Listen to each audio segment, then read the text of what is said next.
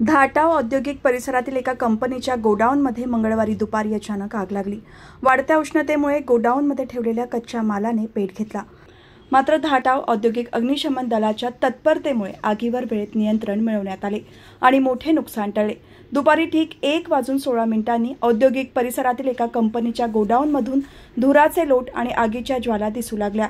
गोडाऊनमध्ये कंपनीसाठी आवश्यक असलेला कच्चा माल साठवून ठेवण्यात आला होता। वाढत्या तापमानामुळे या साठलेल्या मालाने अचानक पेट घेतला असे प्राथमिक तपासात समोर आले आहे। आगीची माहिती मिळताच धाटाव औद्योगिक अग्निशमन दलाच्या 2 गाड्या घटनास्थळी दाखल झाल्या। अग्निशमन दलाच्या जवानांनी तातडीने आग विझवण्याचे काम सुरू केले आणि अथक प्रयत्नानंतर आग आटोक्यात आणण्यात यश मिळवले।